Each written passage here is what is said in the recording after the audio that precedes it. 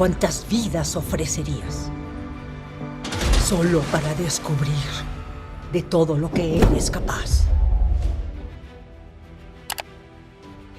I can tell you when I came onto the show, Tim had been sort of collecting, trying to get it all going before I even arrived, and Warhammer had already sort of nodded to say yes for the series, which I'm a huge fan of. So I am. It's an easy one for me.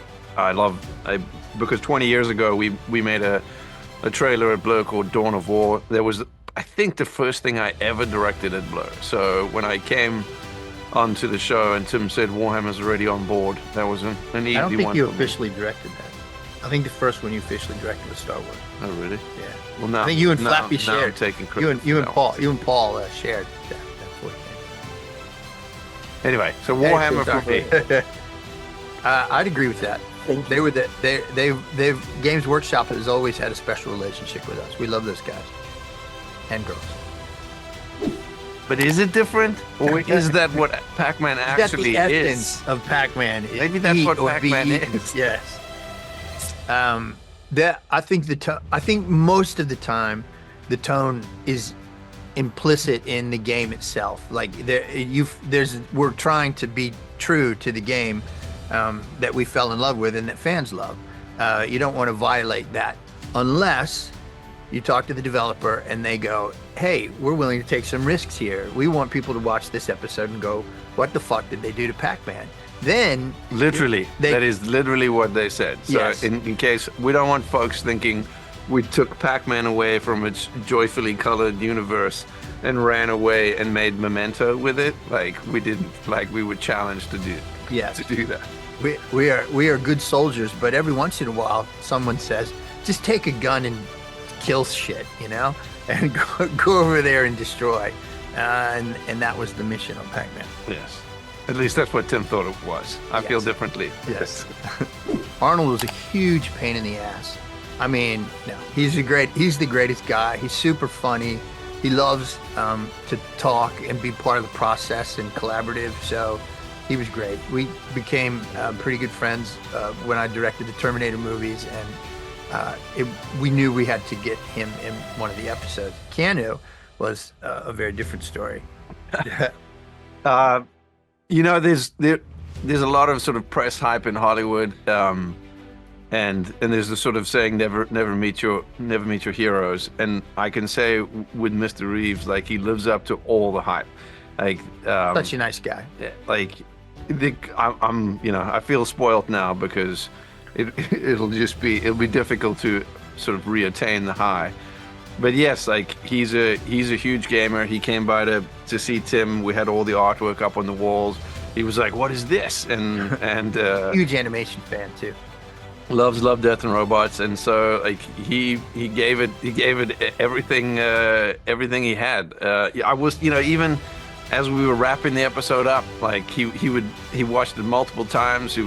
The smallest little audio note. He was incredibly invested in the series and his episode in it. Like, it was a truly wonderful experience. I'm not sure there are sort of better collaborators in the town. Great guy. Yes. I think the controversy is just because sometimes people like controversy. There was nothing controversial about us making the episode. We started 3 years ago when they had the highest of hopes for the game, and the developers were just fantastic to work with. Dave came away from the initial meeting saying these people are super smart and very invested in their project. The fact that it didn't work for the game market is something that I can't speak to. Is unfortunate because anybody who makes things, who puts themselves out there, who steps into the arena, it is an act of faith, and it takes a little courage, and sometimes it doesn't work, and you're sad to see that act of courage sometimes not get the reward it's due, and we really like those people.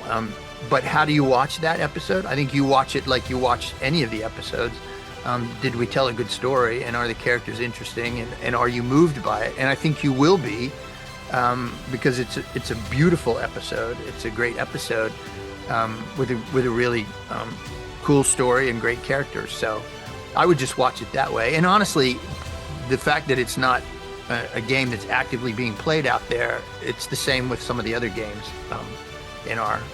and there's not currently a Mega Man game out there right now. There's not currently a there's another one. Oh, and some of the other ones, like there's some that aren't out yet, like Exodus too. Yes. It's not. So there's games out there that haven't been played.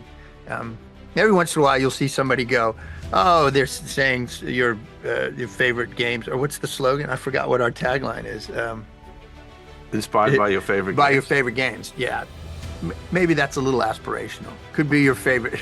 Could eventually be your favorite game, or some of your favorite games. Maybe we should have changed it to song. Let's just reel this on. Sorry, let's reel it back in. We love the Concord guys, and we're very proud of the episode. How should you watch it with joy in your heart? Like those people stepped up to bat, took a big fucking swing. Sometimes they don't work, but you know what? I applaud everyone who steps up to bat and takes the biggest swing they possibly can. And they did. Yeah, a lot. And hopefully in the fullness of time we'll get to see more of them. But there's so many great games out there, and there's a lot of particulars why something might not be in there. It could be that the game didn't have a release coming. It could be that there's a lot of politics involved. It could be that the game is set up to be in a movie or at another streamer. There's a lot of reasons why something might not be in the show. And hopefully those reasons can be resolved in some future, and they could be in There was one game with one episode that we had a script that we were almost at the starting line with, and politics came to play, and now the rumors can just begin of what that episode was. It was incredible. It would have been like an absolute standout episode. It was dark and moving and emotional, and it didn't happen because bureaucracies got in the way. And but yes. But there's still time. So should we be, maybe we can resurrect it in hopeful future seasons. Yes. If we can fix the American political system, we can fix this.